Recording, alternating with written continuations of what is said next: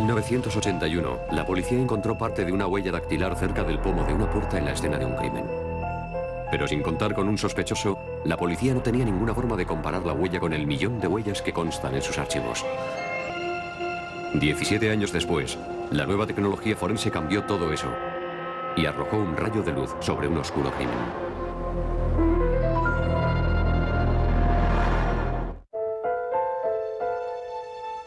Charles Whittlesey había sido uno de los mejores arquitectos del país a principios del siglo XX. Fue el primero en diseñar estructuras que se podían rellenar con cemento. Él diseñó y construyó estaciones de tren por todos los Estados Unidos. La de Albuquerque es la más famosa, y supongo que su segundo trabajo más importante sería el Tovar, junto al Gran Cañón que construyó en 1902. El Tovar es un hotel y una reserva natural con vistas al Gran Cañón del Colorado. El diseño de Whittlesey era ecléctico, una especie de mezcla entre casa suiza y villa noruega. Charles tuvo 4 hijos, pero su hija mayor, Enid, era la que más se identificaba con el espíritu libre y la creatividad de su padre. Era una mujer elegante y muy atractiva. Delgada, alta, con un pelo precioso, una sonrisa deslumbrante con dientes muy blancos. Enid luchó contra las presiones de la familia para que fuera a la universidad y en vez de eso se dedicó al vodevil. A los 17 años comenzó su carrera como bailarina de Marion Morgan. También era cantante y actuaba en la Ópera de San Francisco. Enid nunca llegó a casarse, pero le gustaban mucho los niños. Con el tiempo encontró trabajo como gobernanta, pero en los años 50 se jubiló y se fue a vivir a una casa de la familia en la calle Cimarrón de Los Ángeles. Nunca tuvo coche, pero era famosa en el vecindario por ir montada en su bicicleta y detenerse para hablar y a veces para jugar con los niños. Ella se llevaba mejor con los niños que con los adultos. Había algo casi infantil en ella. Sus vecinos la llamaban la señora de la bicicleta y todo el mundo la tenía en alta estima. Era una persona amable que hablaba con la gente. A sus 80 años, todavía iba montando su bicicleta por el vecindario. Pero con el paso de los años, algo había cambiado. Le preocupaba mucho que algún intruso pudiera entrar en su casa, hasta el punto de que se había construido su propio sistema de alarma con unas cuerdas, unos alambres y unas latas, para estar alerta si alguien entraba por una ventana o por una puerta. El 13 de marzo de 1981, uno de los vecinos vio que la puerta principal de la casa de Enid estaba abierta. En la entrada había sangre. Los servicios de emergencia encontraron a Enid, de 86 años, arriba, en su dormitorio. Había muerto tras recibir varias puñaladas. Frank Boland fue el primer detective en llegar al lugar. La señora ya estaba muy débil y no creo que pudiera haber ofrecido mucha resistencia. No había ninguna necesidad de producirle tantas heridas como le habían producido. Todo el dormitorio estaba revuelto. El móvil parecía ser el robo. Había varios cajones abiertos, había muchas cosas tiradas y varias de ellas tenían sangre dentro y fuera de los cajones. Boland también vio gotas de sangre que bajaban por el lado izquierdo de la escalera. La persona que había dejado las gotas de sangre estaba alejándose de la habitación donde estaba el cuerpo y había bajado por las escaleras hasta la puerta principal. En la puerta principal había una mancha de sangre y una huella digital, lo cual significaba que había atravesado dicha puerta. Los investigadores esperaban que las huellas y las gotas de sangre pudieran llevarles hasta el asesino. En el vecindario, todos, incluidos los niños, quedaron conmocionados y profundamente dolidos por el asesinato de la señora Enid Whittlesey, de 86 años. A pesar de su buen talante, sus amigos sabían que sentía un miedo casi patológico a la delincuencia. Puede que fuera una premonición o solo una casualidad, pero había algo que la estaba atormentando. Siempre llevó una vida noble y nunca había molestado a nadie. Era una injusticia que una mujer tan cariñosa y tan dulce tuviera que acabar sus días así. No era justo que la mutilaran de esa forma. Dentro de la casa había un mundo de pruebas forenses que contaban la historia de lo ocurrido en los últimos momentos de la vida de Enid. Nosotros creemos que el individuo llegó al porche de la casa abrió la ventana del porche, entró por la ventana, pisó el piano, que tenía polvo, dejó una huella y en algún momento sacó un cuchillo. Fuimos subiendo por las escaleras hasta el dormitorio donde estaba y fue muy triste, siempre es triste. La víctima presentaba muchos cortes y varias heridas punzantes en distintas partes del cuerpo. Tenía una herida en posición defensiva en la parte externa de la muñeca derecha, lo que para mí significa que cuando intentaban apuñalarla, ella levantó el brazo para defenderse y le hizo un corte en la muñeca. Pero en algún momento, el agresor también resultó herido. Puede ocurrir que cuando el atacante usa un cuchillo, se manche de sangre y se le resbale el cuchillo y se produzcan cortes. El sospechoso volvió a bajar por las escaleras con la mano izquierda ensangrentada. Las pruebas forenses revelaron que el asesino salió por la puerta principal y robó la querida bicicleta de Enid, que estaba en el porche, para escapar con ella. Es muy triste que alguien que ha vivido tantos años en el mismo barrio no pueda sentirse seguro en su propia casa. Michelle Kessler fue la encargada de recoger las muestras de sangre de la casa. Empezó por el piano del salón. Estaba seca y quebradiza, así que decidí usar un escalpelo para recoger la mancha y ponerla en una hoja de papel blanco, que después doblé por los lados, para que estuviera aireada. Y luego metí la hoja en un sobre. Kessler empleó una técnica distinta con las manchas de sangre de la puerta principal. En aquella época, usábamos trocitos de gasa empapada en agua y pinzas desechables que íbamos limpiando de vez en cuando con alcohol. Los especialistas en huellas dactilares encontraron 3 huellas en una ventana. También encontraron una 4ª huella en el arco que llevaba a la puerta principal de la casa. Pensaron que podía ser una huella de la palma de la mano. Los investigadores fotografiaron las huellas de pisadas iluminándolas en ángulo oblicuo. Se trata de iluminar la superficie con una linterna en un ángulo oblicuo. Es como cuando vas a la nevera en casa y no se ven las huellas de la puerta, pero enciendes la luz y abres la puerta y ahí están las huellas. Las pruebas forenses bastaban para que la policía entendiera cómo se había cometido el crimen. Pero las pruebas no podían identificar al asesino. Era el año 1981, 5 años antes de que se usara por primera vez la prueba de ADN en un caso de asesinato. La policía no consiguió encontrar ningún testigo del crimen. Ninguno de los vecinos había visto nada sospechoso. Entonces, los detectives intentaron buscar pistas en otras zonas.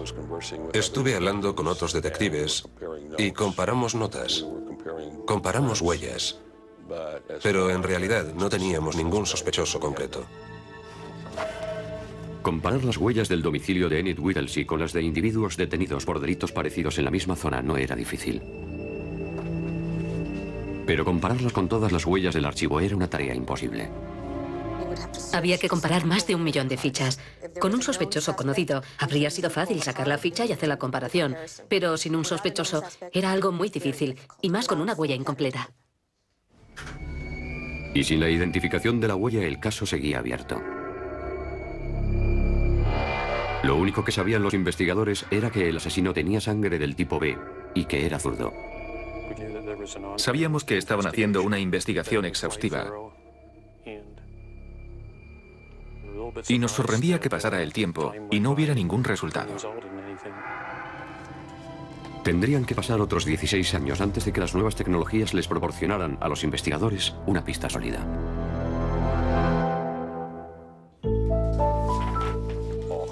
A todos los inspectores de homicidios les gusta resolver los crímenes, se lo toman a título personal y suelen emplear todo su tiempo y esfuerzo en ello. El caso del asesinato de Enid Whittlesey era otro de los casos sin resolver que languidecían en los archivos de Frank Boland. Recuerdo que me dijo que en sus 30 años de carrera había algunos casos, unos 3 casos que le atormentaban y que quería resolver antes de jubilarse, y este era uno de ellos. Tenía la sangre del asesino de la escena del crimen y algunas huellas dactilares, pero poco más. Sin embargo, en los años transcurridos desde el asesinato de Enid en 1981, había habido más avances tecnológicos en la ciencia que nunca antes en toda la historia. Desde la era de la informática es difícil imaginar que en los 80 muy pocas personas habían visto un ordenador, y mucho menos utilizado uno. Los grandes y costosos ordenadores con enormes paneles de control eran la norma general. Con la mirada puesta en el futuro, el FBI y la compañía Lockheed Martin empezaron a utilizar los ordenadores para analizar y comparar huellas dactilares. Cuando llegaron los escáneres para capturar las huellas y se pudieron comprimir y formatear los archivos, nació el AFIS. El AFIS es el sistema automatizado de identificación de huellas dactilares. Es un sistema informático que lo que hace es esto de la huella, la escanea y después elabora una lista de candidatos que suele ser de unos 10 individuos que tienen características parecidas a las de la huella que buscamos. Esta nueva tecnología revolucionó el análisis de huellas dactilares, no solo para los nuevos casos, sino también para los antiguos. Yo acostumbraba a revisar los casos antiguos de vez en cuando y pedir una nueva comprobación de las huellas. Así que el detective Boland envió las 4 huellas encontradas en el domicilio de Enid Whittlesey al laboratorio forense. El AFIS no encontró ninguna coincidencia para las 3 huellas de la ventana, pero tuvo más suerte con la huella parcial de la palma de la mano. La huella era de una zona tan pequeña que no sabíamos si era la huella de un dedo o la huella de la palma de la mano. En este caso, el AFIS determinó que se trataba de la huella parcial de un dedo y no de una huella de la palma de la mano. Y el ordenador identificó a 10 individuos cuyas huellas había que analizar con más detenimiento. Entonces buscamos las fichas de los candidatos para comparar las huellas y fuimos haciendo la comparación usando una lente de aumento especial. Después de hacer las comparaciones, se identificó al propietario de la huella, Carl Stuart. De inmediato nos pusimos a investigar su pasado y descubrimos que vivía a 1 kilómetro escaso de la víctima. Tenía un extenso historial delictivo en la división de Wiltshire y había sido detenido varias veces por robo y delitos parecidos. Irónicamente, Carl Stuart se encontraba en la celda de una cárcel de Los Ángeles después de haber sido acusado de un delito de malos tratos. Fui a buscar a su mujer, que era la que había presentado los cargos contra él. Estuvimos hablando un rato y me dijo que era una persona que no respetaba mucho a los ancianos y que había cometido muchos robos. También le dijo a la policía que Stuart solía tener en su punto de mira a los ancianos de Beverly Hills, Culver City y Wiltshire, más cerca de su casa. Pero además añadió otro dato: Stuart era zurdo. El 26 de diciembre de 1996, el detective Boland y otros 2 detectives interrogaron a Carl Stuart. Empecé preguntándole sobre el barrio en que vivía y sobre cosas de su pasado, y después ya fui empezando a hablarle sobre el crimen. Pero a esa señora alguien le produjo heridas que le causaron la muerte. Vale, pero yo no tengo nada que ver con eso. Perdón, ¿cómo ha dicho? Que yo no he hecho nada. ¿Y sabe quién pudo hacerlo? No. Al principio, Carl Stuart declaró no saber nada sobre el robo ni sobre Enid Whittlesey. Pero después empezó a cambiar su versión sobre los hechos. Bueno, la había visto alguna vez pasar por el barrio y eso. Yo era muy pequeño, pero nos saludaba a los chicos del barrio cuando pasaba con su bicicleta y nosotros también la saludábamos y esas cosas. Nosotros íbamos dándole información sobre las pruebas poco a poco. Y él reaccionaba para acomodar su versión a las pruebas que le presentábamos. Cuando le dijeron que se había encontrado su huella dactilar cerca de la puerta principal de Enid, Stuart dijo que en una ocasión había estado un momento en su casa, pero que no tenía nada que ver con su muerte. El fiscal del distrito, Hayden Saki, era el hombre a quien correspondía la decisión de llevar el caso ante los tribunales. El crimen ocurrió el 11 de marzo de 1981, cuando yo todavía estaba estudiando. Y entonces pensé, vaya, este sí que es un caso antiguo. Va a ser muy difícil encontrar testigos. ¿Se habrán conservado bien las pruebas? Aún habiendo identificado la huella, Saki sabía que aquello no era suficiente para condenar a Stuart por el asesinato de Enid. Solo teníamos una huella. Supongo que en teoría sí se podía ir a juicio con la huella como prueba, pero él también habría podido justificarla dando cualquier explicación. El resto de las pruebas habían estado guardadas en el almacén de la policía durante los 16 años que habían transcurrido desde el asesinato. Todas, a excepción de una de las pruebas más importantes. La muestra de sangre de Enid que había tomado el médico forense había desaparecido. Haría falta otro gran avance en la ciencia forense que aún no estaba disponible en 1981 para llevar a Carl Stuart ante la justicia. Llevaron a Carl Stuart a la enfermería de la cárcel del condado para extraerle unas muestras de sangre y me entregaron las muestras a mí para hacer los análisis. Los investigadores querían cerciorarse de que la sangre de Stuart era la misma encontrada en la residencia de Enid Whittlesey.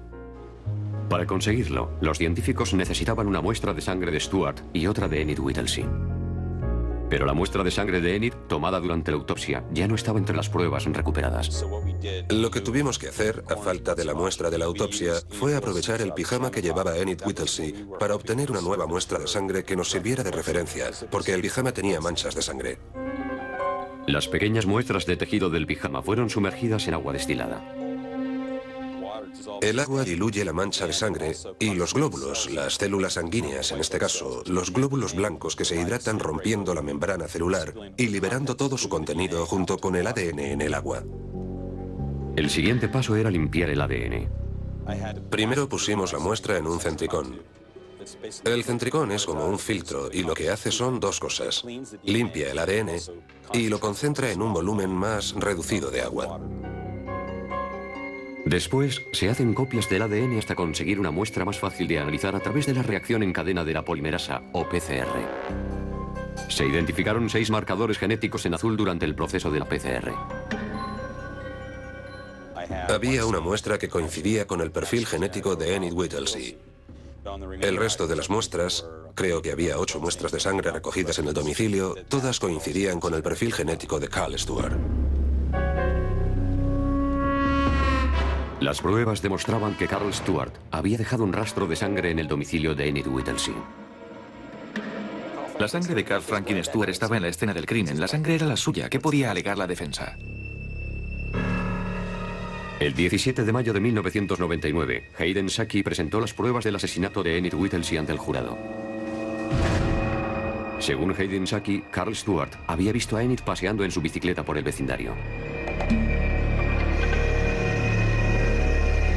Más tarde, Stuart habría forzado la entrada a la casa a través de una ventana y dejado la huella de una pisada sobre el piano que había tras ella. Y el móvil habría sido el robo. En el piso de arriba, Enid se encontró con Stuart. Empezó un forcejeo que le produjo lesiones en las muñecas y los brazos al intentar defenderse. Durante el forcejeo, Stuart se hizo un corte en la mano izquierda que dejó un rastro de sangre por todo el lado izquierdo de la escalera. Stuart dejó una huella incompleta en el marco de la puerta principal al salir de la casa. Una huella que en principio se pensó que podría ser de la palma de la mano, pero que después fue identificada como una huella dactilar mediante el sistema automatizado de identificación de huellas dactilares. Sabíamos que le habíamos descubierto. Sabíamos que Carl Franklin Stuart había estado en la casa porque había dejado una huella y su propia sangre. Sabíamos que él era el culpable. El jurado solo tardó 2 horas en declarar a Carl Stuart culpable de asesinato en primer grado. Y una persona que no merecía la muerte que tuvo. Fue sentenciado a cadena perpetua sin posibilidad de libertad condicional. Era la primera investigación criminal que se le asignaba a Frank Boland. A pesar de tardar 17 años, se ganó el respeto de todos sus colegas. Siempre da el 110% en todas las investigaciones en que participa. Y a veces es un poco pesado, pero es todo por una buena causa, y yo disfruto trabajando con él. No puedo decir que sea motivo de alegría, pero conseguimos sacar a una persona de las calles que había cometido un horrendo crimen. Y yo diría que el mundo de los ancianos, de las mujeres, de todos en general, hoy es un poco más seguro, porque esa persona está entre rejas. Eran muchas decepciones, muchos casos que se quedaban sin resolver y con los que no se podía hacer nada, pero ahora tenemos una tecnología milagrosa. Me parece maravilloso que pasados tantos años puedan volver ahora con sus nuevos equipos, sus nuevas tecnologías y cerrar esos casos sin resolver. Meter a esa gente donde se merece. Me parece maravilloso.